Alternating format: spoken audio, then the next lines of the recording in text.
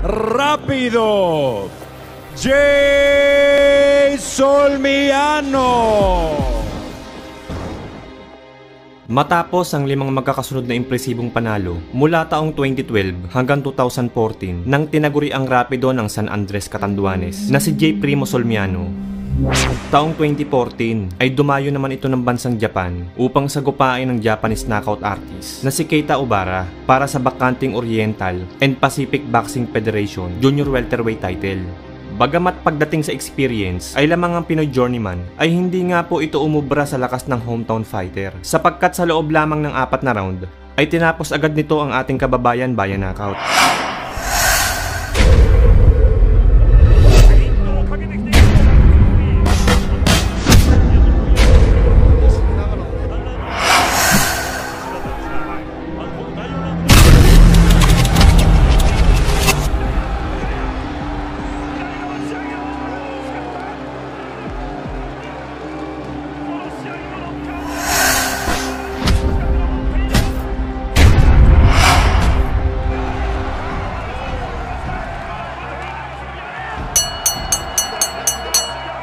Matapos ang kanyang masaklap na pagkabigo sa kamay ng Hapon, ay pansamantalang huminto muna sa pagbaboxing itong si Rapido at namasukan na lang bilang isang boxing trainer sa Hong Kong.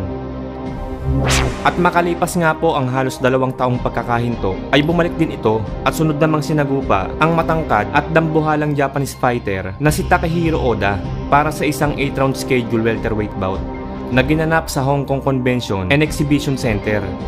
Napakatangkad po ng Japanese fighter na ito mga brad. May taas itong 6,000 feet, samantalang ang Pinoy naman ay nasa 5'8 lamang.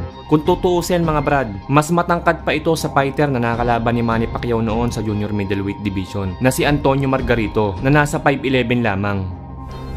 Bago ang laban ay ito muna ang kanilang kartada. Si Takehiro Oda ay may ring record na 9 na panalo, 7 dito ay natapos via knockout at may 3 talo lamang. Samantalang si Solmiano naman ay may 17 panalo, 13 dito ay natapos via knockout, may 1 tabla at may 3 ding talo. Sa gabi ng mismong laban, ring entrance pa lang ay panalong-panalo na ang datingan nitong si Jumbo Oda. May paninja-ninja costume pang nalalaman, Miyamo Malahaw Kage at talaga namang malupit ang galawan. Sa pagpasok niya nga sa ring, imbes na sa ibaba dumaan, ay nilaktawan lang nito ang lubid. Samantalang si Rapido naman ay patawa-tawa lang at tila ba may gagawing hindi maganda. Sa first round ay nagkabigayan na agad ng matitinding patama ang 2 fighter. Bagamat yamado sa tangkad ng Hapon, ay mas lamang naman ang Pinoy pagdating sa lakas ng suntok.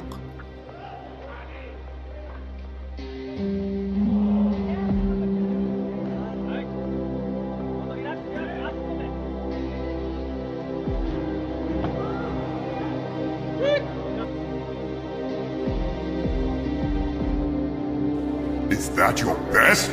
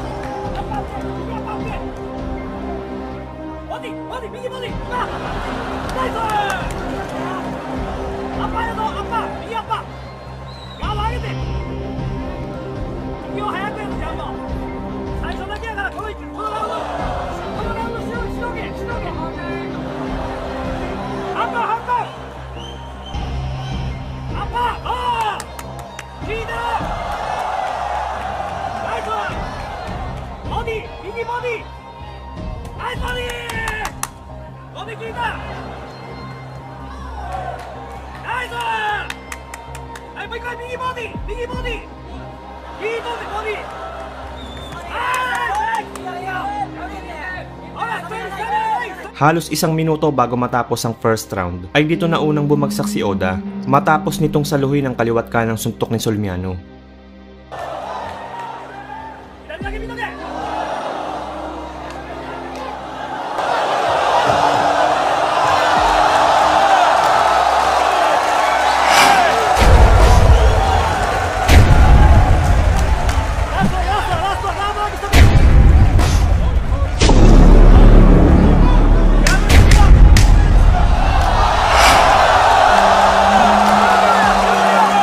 Nakatayo pa naman ito, pero matapos lang ang ilang sandali ay muli na naman itong bumagsak matapos na namang paulanan ng suntok ni Rapido.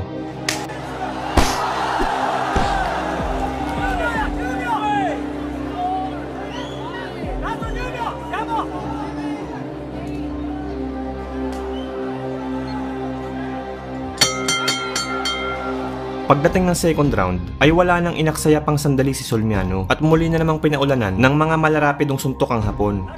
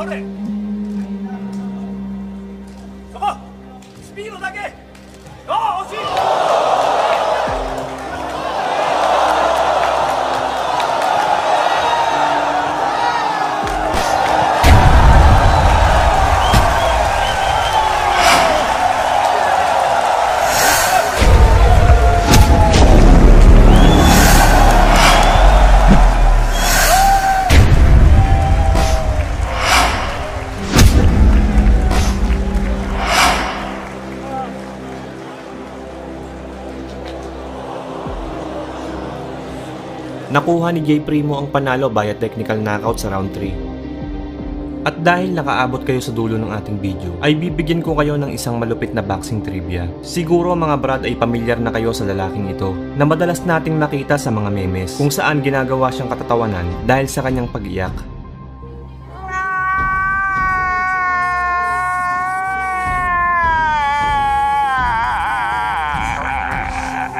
At marahil ay isa ka din sa natawa sa kanya dahil sa nakakatawang reaksyon ng kanyang muka.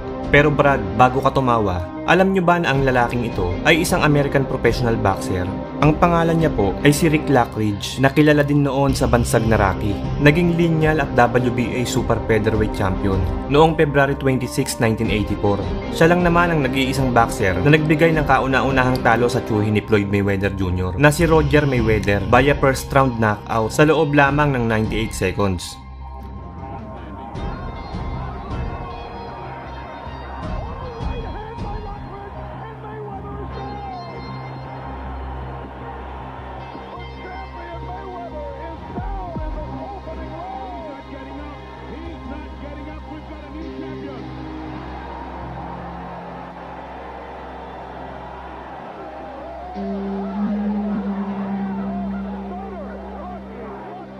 Kung nagustuhan mo ang bidyong to, ay huwag kalimutan mag-like, share, subscribe, at pakikalimbang mo na din yung kampana para pag nag-upload ako ay isa ka sa mga una makakapanood.